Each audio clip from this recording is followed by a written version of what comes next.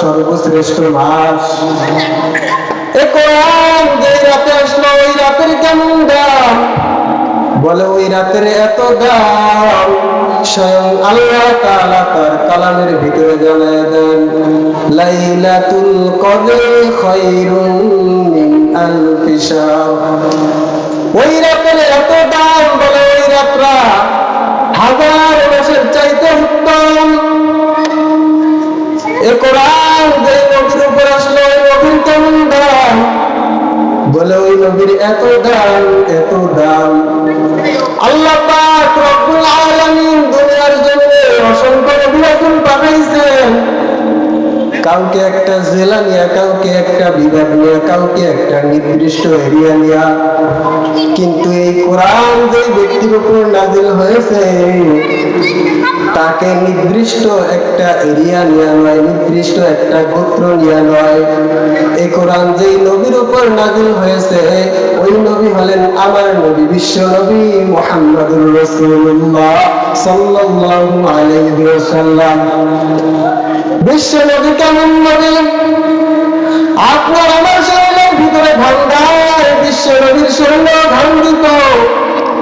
আপনার আমার শরীরের ঘামের থেকে আসে দুর্গন্ধ, এই জন্য কত দামি দামি সেন্ট ব্যবহার করি, আতর ব্যবহার করি, পাউডার ব্যবহার করি।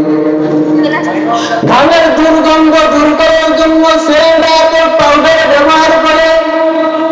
এই নবীর উম্মতের দল ভালো করে শুনে নাও, আমার নবীর শরীরে ঘাম দিত।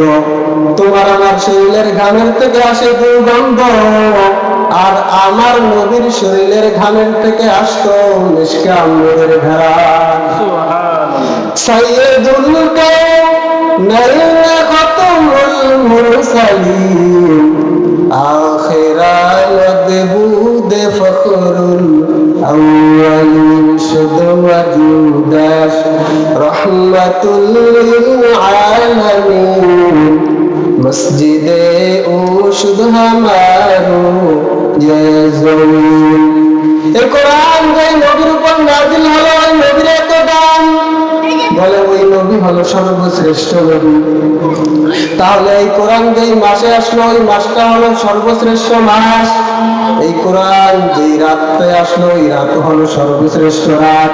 এই কোরআন যেই ব্যক্তির উপর আসলো ওই ব্যক্তি হলো সর্বশ্রেষ্ঠ ব্যক্তি। এই কোরআন যে ব্যক্তি পড়বে এবং পড়াবে আসমানের নিচে জমিনের উপরে তারাও হবে সর্বশ্রেষ্ঠ মানুষ। এ কথা আমার নয়, রাহমাতুল লিল আলামিন বলেন, قال رسول الله صلى الله عليه وسلم خيركم من تعلم القرآن وعلمه। আসমানের নিচে জমিনের উপরে যারা কোরআন পড়বে এবং পড়াবে তারা হবে সর্বশ্রেষ্ঠ মানুষ। দুনিয়ার ভিতরে যত শ্রেষ্ঠ মানুষ থাকুক না কেন কোরআন ওয়ালাদের মতো সর্বশ্রেষ্ঠ হতে পারবে না।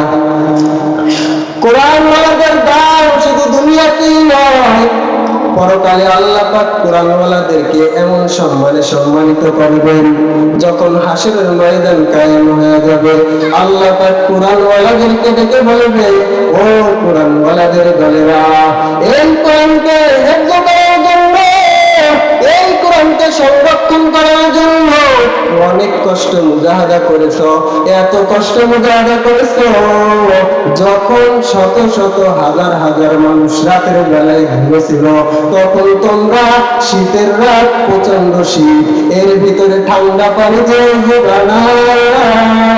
তাহাজ্জুদের পর কোরআন তেলাওয়াতে সময় কাটিয়ে দিয়েছো। আজ তোমরা আমার কাছে আসো। রাহমাতুল লিল আলামিন বলেন, ইউকাল লিসাহিবিল কুরআন, হে কোরআন ওয়ালাদের দলেরা, ইকরা ওয়ারতাকি, আজ তোমরা কোরআন তেলাওয়াত করতে থাকো আর উপরে উঠতে থাকো। কিভাবে তেলাওয়াত করবা? ওয়ারাতিল কামা কুনতা তুরাতিলু ফিদ দুনিয়া, দুনিয়ার জমিনে যেভাবে কোরআন তেলাওয়াত করতে ওইভাবে তোমরা কোরআন তেলাওয়াত করতে থাকো আর উপরে উঠতে থাকো।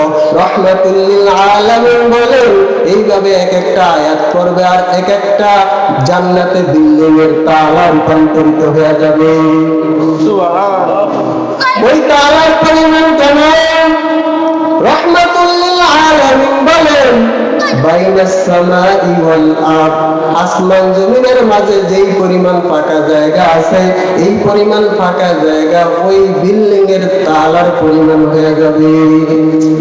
শুধু এখানেই শেষ নয়, কোরআনওয়ালাদেরকে 10 জনের সুপারিশ করার দায়িত্ব দেওয়া হবে। কোরআনওয়ালাদেরকে 10 জনের সুপারিশের দায়িত্ব দেওয়া হবে। যখন সবকিছু কমপ্লিট হয়ে যাবে, এবার কোরআনওয়ালা আল্লাহ তাআলার দরবারে ডেকে ডেকে বলবে, দয়ার মালিক, দুনিয়ার জমিনে আমি আপনার কোরআন শিক্ষা করার জন্য আমাকে অনেকে সাহায্য সহযোগিতা করেছে। এর মধ্যে আমার বাবা আমাকে সাহায্য সহযোগিতা করেছে, আমার ভাই আমাকে সাহায্য সহযোগিতা করেছে, আমার বোন আমাকে সাহায্য সহযোগিতা করেছে, আমার নানা আমাকে সাহায্য সহযোগিতা করেছে, আমার গ্রামের ভিতরে অমুকে অমুকে সাহায্য সহযোগিতা করেছে। তারা তো আজকে জাহান্নামের আসামি হয়ে গেছে, তারা জাহান্নামে যাবে আর আমি জান্নাতে থাকবো, এটা কখনো হতে পারে না।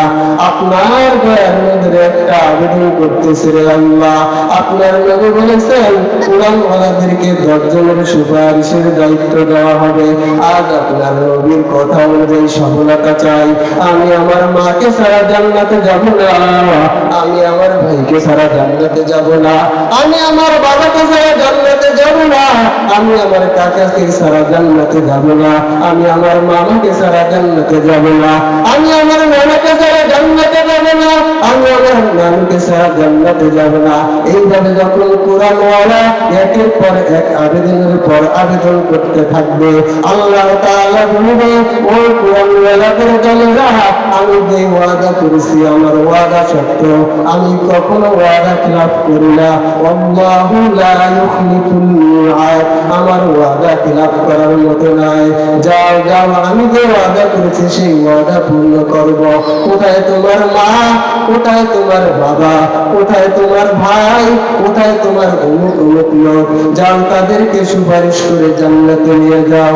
এরপর কোরআনওয়ালা খাঁটি জাহান্নামীদেরকে সুপারিশ করে মাওলার জান্নাতে নিয়ে যাবে। শুধু এ পর্যন্তই শেষ নয়, এ কোরআন যারা পড়বে, কোরআন অনুযায়ী আমল করবে, কোরআন অনুযায়ী চলবে, তাদের পিতা মাতার কেমন সম্মান শোনে রে মুসলমান। রাহমাতুল লিল আলামিন বলেন, মান ক্বরাআল কুরআনা ওয়া আমিলা বিমা ফীহি উলবিসা ওয়ালিদাহু তাজা ইয়াউমাল কিয়ামাহ দাউহু আহসানু মিন দাউইশ শামসি ফী বুয়ুতিদ দুনিয়া। দুনিয়ার জমিনে যে ব্যক্তি কোরআন পড়ছে, কোরআন অনুযায়ী আমল করেছে, কিয়ামতের ময়দানে তাদের পিতা মাতার মাথায় এমন একটা তাজ পরিধান করে দেওয়া হবে, এমন একটা টুপি পরিধান করে দেওয়া হবে, যে টুপির আলো হবে সূর্যের আলো থেকে উত্তম।